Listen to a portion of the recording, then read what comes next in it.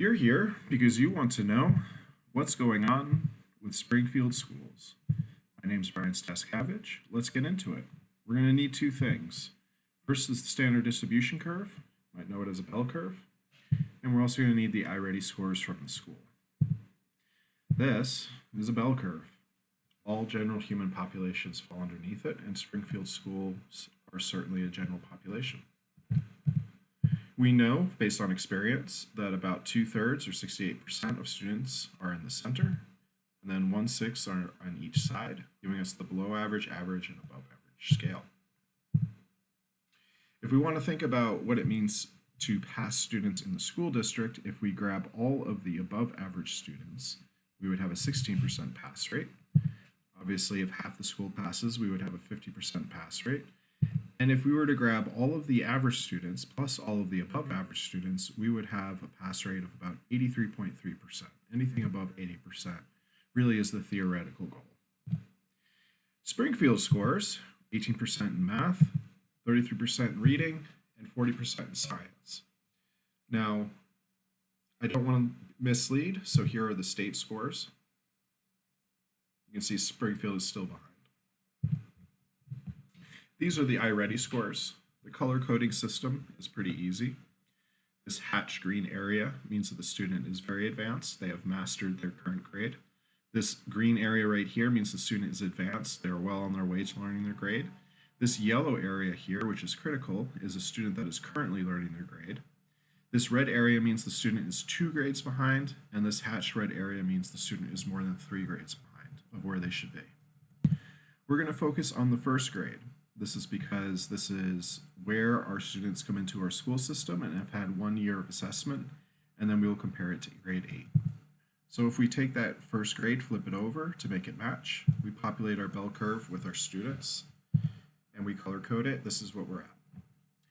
Of critical note, the school will say that there's a demographic problem in the school. In first grade, 16% of students are below average. That is exactly the number we want. On the above average side, 6%, that may seem below, but actually it is above what we expect. We would expect this number to be about 2 or 3%. That is the very, very advanced students, is about 2 or 3%. So the school is actually doing quite well. But overall, the school is more average. There's more students in the average curve than the general population, but not by much. This is the scores of grade 8. As you can see, not good. And so if we think about a line of best fit, or what happens to our students when they enter the school in kindergarten, first grade, and then they then go to grade 8, we can set these trend lines, these lines of best fit. And as we can see, this green line is what we would expect. Students become better students. Some students become better students and start to master their academics.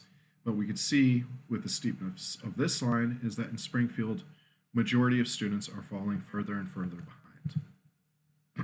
And mathematics is basically the same story, but it really shows the center group really well. These are the students that are sticking around grade after grade after grade, who are slowly either mastering, but at a higher rate succumbing.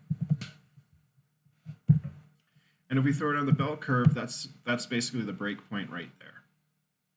We can think about what the mandates and the money from Montpelier and their rules require. It's about $30 million. That's an estimate based off of Springfield's budget. It could be more, it's probably more, could be a little less, it's probably more. So Montpelier, the state, and their mandates throw money at these different groups. This group right here is the students with severe learning disabilities, Down syndrome, things like that. We need that money. This right here is for students, like let's say a girl loses her leg in a car accident and now needs help getting to the biology lab. We can definitely do that. It's this money in here, the money that's set aside for the students that come from broken homes and whatnot, that we're going to take a look to see how it works. Not good.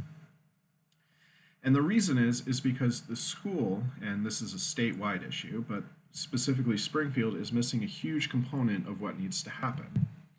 If we take our reading scores, 33% pass reading, which is about there on the bell curve, and we think about these students right here, we can think about how far we have to get these students academically in order for them to be passing. If you're one of these students, What are your chances of jumping this gap when Springfield can't even get these students who have higher academic potential, still cannot get over there to the reading?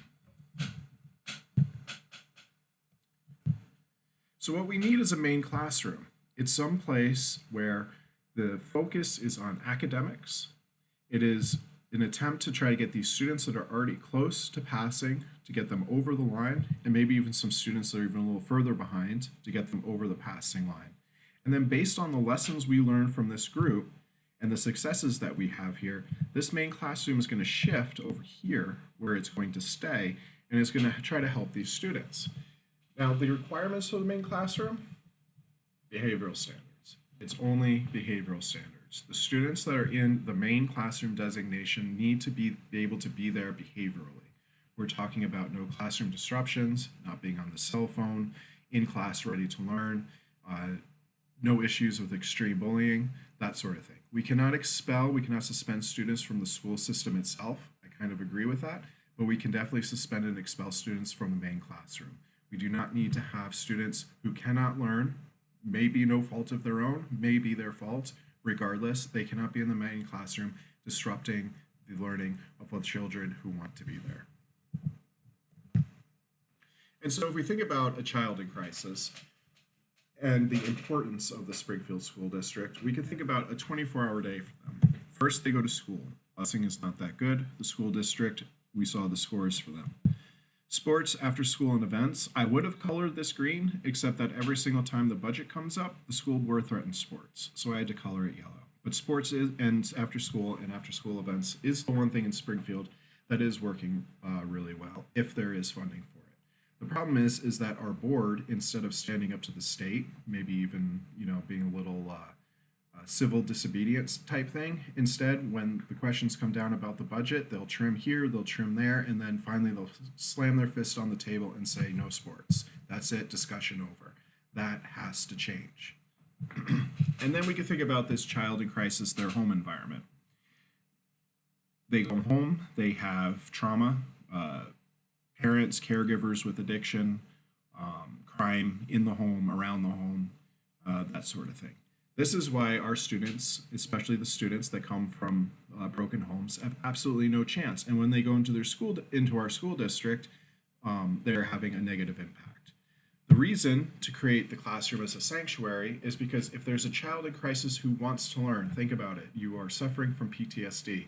Loud noises, interruptions, all these things not only disrupt your learning, they agitate you, they make you angry, they shut down your higher brain functions. All of this has been studied, especially with PTSD and combat veterans.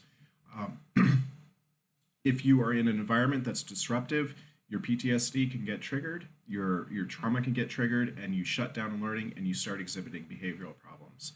If you're one of these troubled children and you're in the classroom and the classroom is an environment of learning and you're able to calm down and you're able to settle down and you're able to focus on the academics, then you have a much better chance of succeeding. And this is all about breaking the cycle of poverty. That's what this is about. This up here continues the cycle of poverty. This down here breaks it. And the reason I colored this area yellow in the troubled home environment is because of the resilience that a child is able to build up by being in the sanctuary of a school and having good after-school events, is better able to cope at home. So the slide that I want to leave you with right now is this one, because this is what the battle is over. The $30 million for Montpelier being thrown at these students with absolutely no place for them to learn. We need that main classroom so this money can start having an effect for the students that need food, that need sleep, that need behavioral and emotional guidance. This money is meant for them, but they cannot be in the main classroom. Once they are ready for the main classroom, then we can have teachers that take care of them. Because right now, this is what we're doing. $30 million, probably 35 or even 40 for this next upcoming budget. And this is our results.